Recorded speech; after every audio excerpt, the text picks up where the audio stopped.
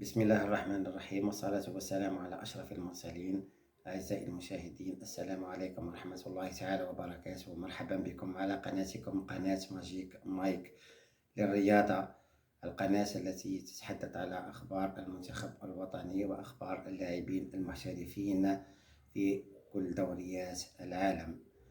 أعزائي المشاهدين، فضلا وليس أمرا، نرجو الاشتراك في القناة وتفعيل زر الجرس ليصلكم كل جديدنا إن شاء الله.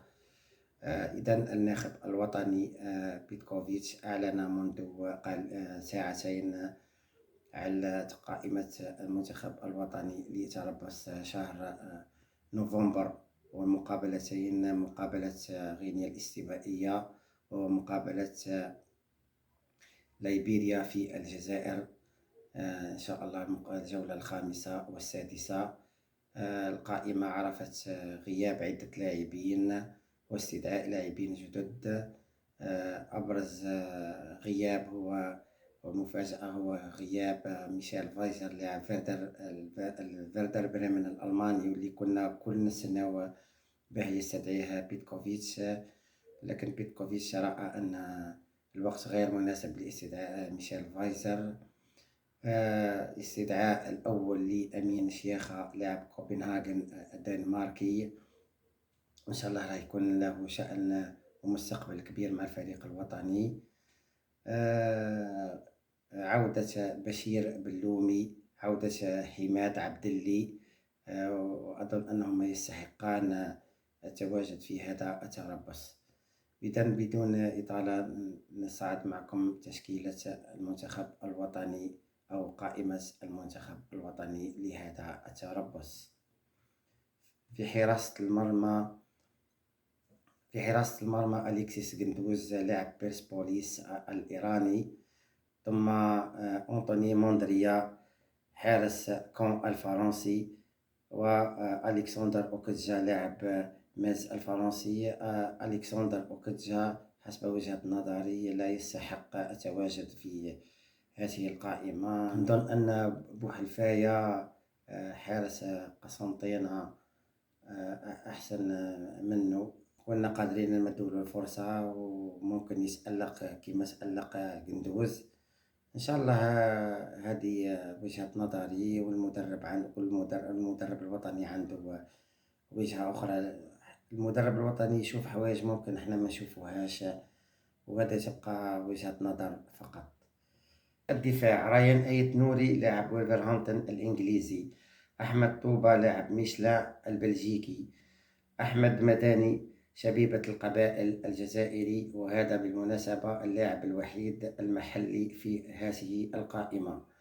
جوان حجام يونغ بويز السويسري، توغاي محمد ترجي التونسي، بن سبعيني المتألق مع بوريسيا دورتموند الألماني، عيسى مندي المتألق أيضا مع ليل الفرنسي، يوسف عطال لاعب السد القطري، ومحمد فارسي لاعب كولومبوس الكندي. أبرز غياب هو غياب ميشيل فايزر، وحسب وجهة نظري أنه في هذه المقابلتين، يعني مقابلتين شكليتين وما استدعاش المدرب، نظن باللي ما يدخلش في حسابات المدرب الوطني إطلاقا، أو يمكن يكون شيء آخر ما نعلموهش، الله أعلم. فيما يخص إصابة توغاي في الحقيقة ماهوش مصاب. توغاي راه أبعد في المباراة الأخيرة بخيار فني فقط من المدرب. جوان حجام أعلن أمس أنه غائب على المقابلة اللي لعبها الفريق تاعو في رابطة أبطال أوروبا، ولكن جوان حجام الفريق تاعو ما قالش إذا راح يغيب. ممكن راح يغيب غير هذه المقابلة ويولي يلعب عادي. ممكن المدرب الوطني شافوا باللي ماهوش مصاب إصابة كبيرة ولا خطيرة، استدعاه بشكل عادي.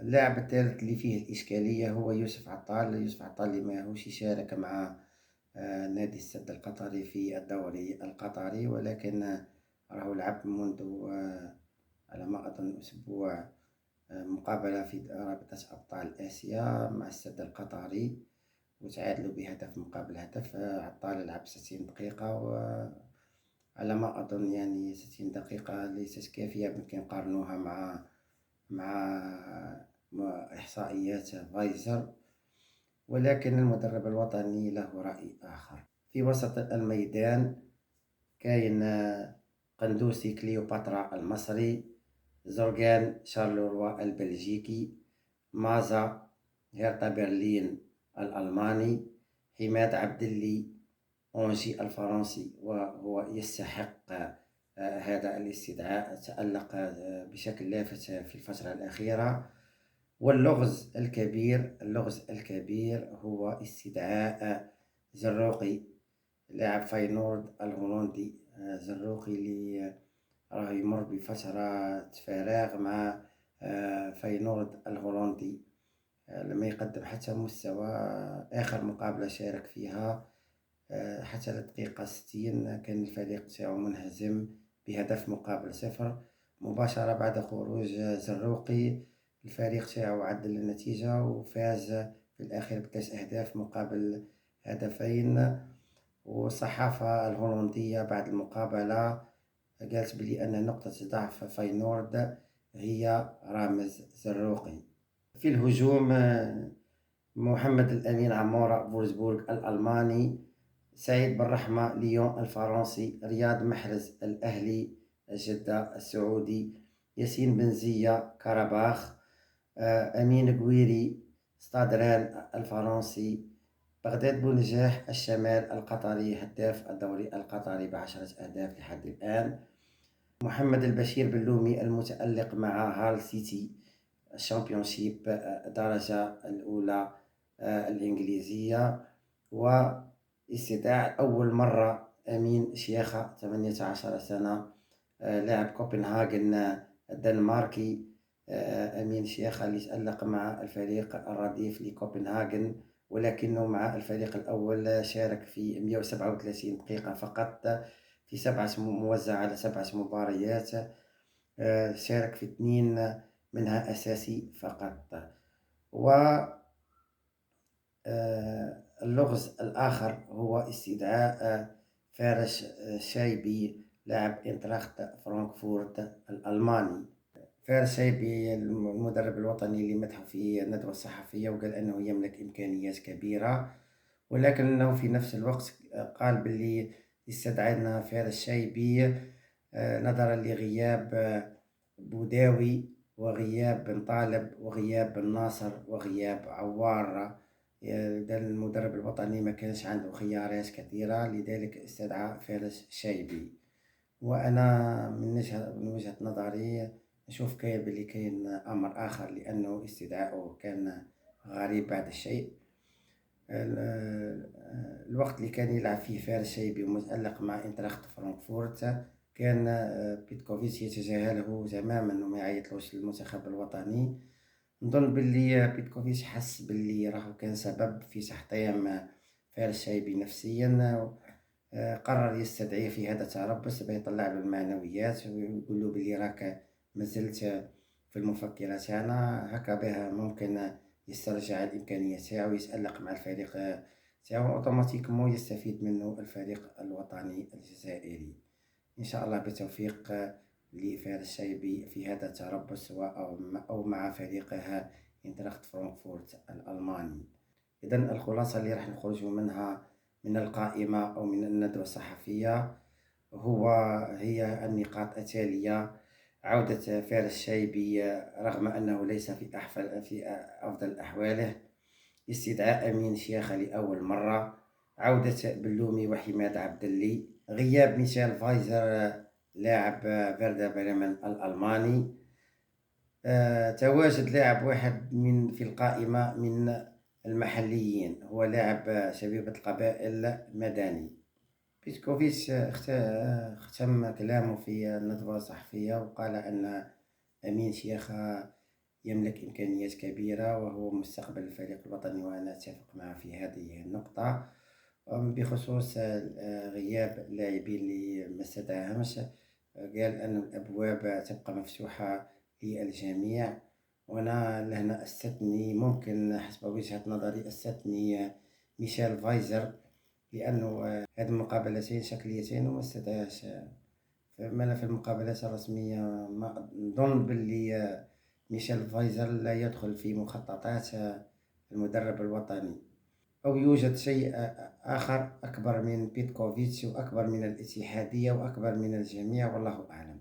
إذن على كل حال، برنامج المنتخب الوطني الجزائري في هذا التربص يوم الخميس أي اليوم الكشف عن قائمة اللاعبين المعنيين بتربص شهر نوفمبر، من الجمعة إلى يوم الأحد، وبداية وافد عناصر المنتخب الوطني إلى مركز سيدي موسى. حصص تدريبية بسيدي موسى، حصة واحدة ستكون مفتوحة لوسائل الإعلام.